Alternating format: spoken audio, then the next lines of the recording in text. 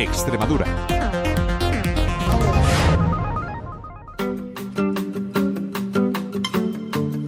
Tiempo de entrevista en Radio Nacional. Yo les dejo aquí de momento, pero se quedan en muy buena compañía, la de mi compañero José Antonio Lagarde. Hola, saludos. Pues vamos a hablar con una psicóloga clínica que ejerce en Cáceres, aunque nació en Casar de Cáceres, y lo hace además desde hace 39 años, presidiendo la Fundación INPA, Investigación y Psicología Aplicada Pro Social, que se creó en 2005. Esta fundación extremeña está bastante preocupada, ¿no?, sobre todo tras la pandemia, y quiero hacer un llamamiento a madres y padres sobre las graves consecuencias que está teniendo en sus hijas e hijos menores de 14 años el uso continuado del móvil, las nuevas tecnologías, el acceso a las mismas sin control ni supervisión. Guadalupe Andrada Daza, ¿qué tal? Buenas tardes. Hola, José Antonio. Buenas tardes. Bueno, además de psicóloga, eres la presidenta de esta Fundación INPA, ¿verdad? Sí, ese es de alguna manera mi compromiso con la sociedad en la que vivimos. Bueno, pues yo creo que las personas es importante que nos comprometamos para mejorar nuestro mundo, ¿no? ¿Qué ha pasado, Guadalupe, con la pandemia? Pues vamos a ver, nosotros suponemos que el hecho de que las personas, en este caso estamos hablando de niños y jóvenes, pero todos, hayamos estado en nuestras casas, ha hecho que estas criaturas pues estén muchas más horas colgadas de las nuevas tecnologías, móviles y bueno, pues todo lo que son acceso a youtuber, acceso a videojuegos, etcétera, etcétera, con el consiguiente problema que eso ha supuesto. Porque hemos visto justo después de la pandemia un incremento de, el desconcierto en los padres, el sufrimiento bestial de los padres, porque criaturitas de entre 11 a 13 años, fíjate, están en unas condiciones de malestar emocional tremendas y pues están teniendo incluso comportamientos que suponen un riesgo importante para su salud y para sus vidas.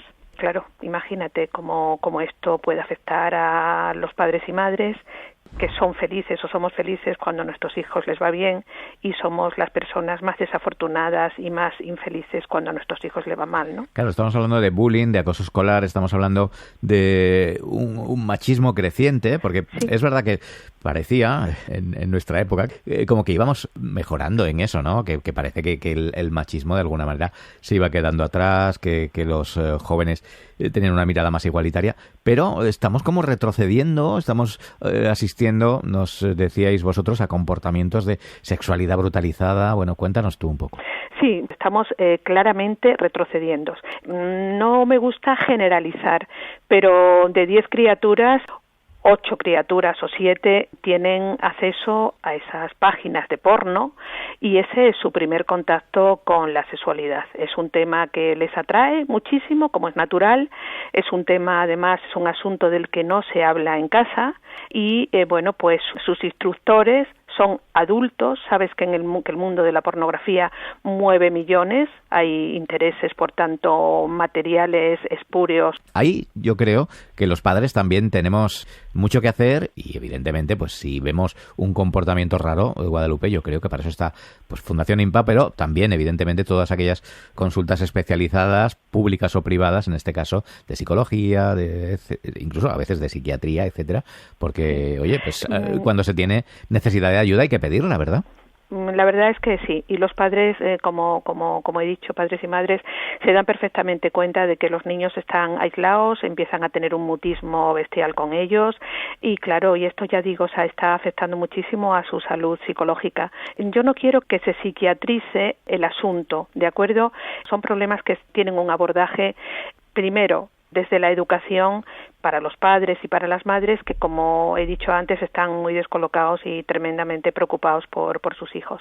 Entonces, el abordaje principal sería con ellos. Fíjate que estamos en un mundo en el que queremos erradicar la violencia de género. Cuando un varón pues empieza a tener relaciones con una niña, ¿no? Con esta edad de, pues no solamente de tocamientos, de exploración, incluso, tenemos ahora un caso que está de actualidad, ¿no? El de Burjasot con niñas de 12 años, a las que han violado. Para aquellos que puedan estar despistados, son niñas que han quedado con personas que luego resultaron ser, en este caso, menores también, y que se produjo una violación en grupo. Una de ellas pudo escapar, pero bueno, la otra fue agredida. Y evidentemente estamos hablando de niñas de 12 años. 12 años, o sea, esto quiere decir que no tienen solamente acceso a ellas los niños y niñas de su edad.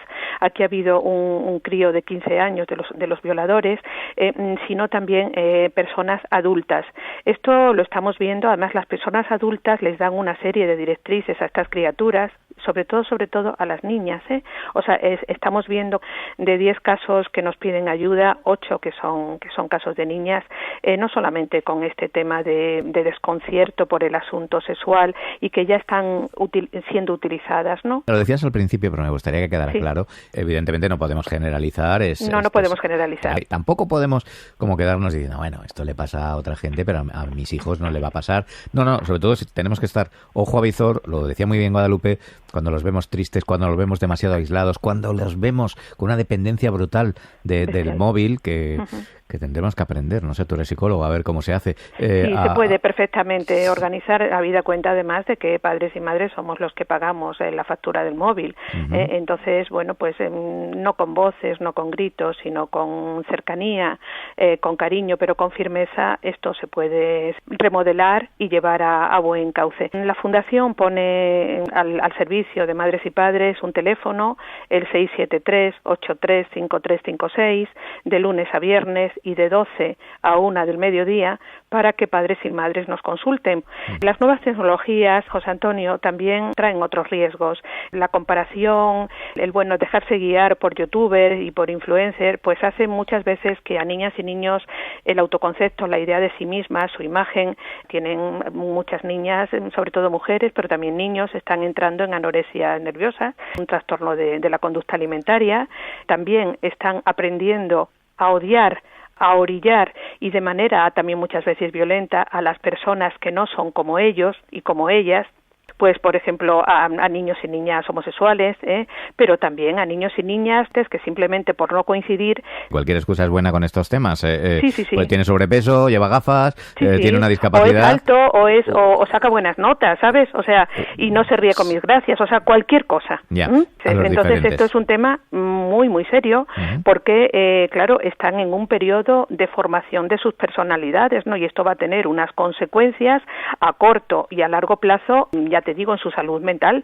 Pero ¿qué sucede? Que vienen unas generaciones detrás con las que todavía se puede prevenir para no encontrarnos con lo que nos estamos encontrando y, como digo, que va increciendo. O sea, esto no es una cosa que a estas criaturas le afecta solamente ahora. ¿Cuál es vuestra labor en Cáceres? ¿Qué hace Fundación IMPA para mejorar todo esto? ¿Y cómo trabajáis? ¿Cuál es vuestro sistema de trabajo? Nosotros tenemos una atención gratuita a esas familias y a esos niños y niñas que tienen problemas de acoso escolar, problemas de abusos, de maltrato, también problemas emocionales importantes, ¿no? Los tratamos de manera gratuita a todas aquellas familias que no tienen unos ingresos mayores de 16.000 euros al año. Eso es algo que un compromiso total de la Fundación con la sociedad. Y luego a las personas que tienen mayores medios económicos, sí les pedimos, y normalmente lo hacen con muchísimo gusto, que nos den una contraprestación económica de 20 euros por cada sesión, que eso no supone absolutamente nada para ellos, y sí supone el poder, pues tener más medios, más recursos en la Fundación para poder seguir tratando a las otras familias que eso no los tienen. Digamos, y con eso terminamos la parte que a ti te pone triste, que no tenéis ayudas prácticamente públicas. Sí, tenemos muy poquitas, y lo quiero decir alto y claro, tenemos de Diputación de Cáceres, que desde hace muchísimos años nos viene dando una cantidad pequeña, pero para nosotros importante, 5.000 euros en concreto, todos los años.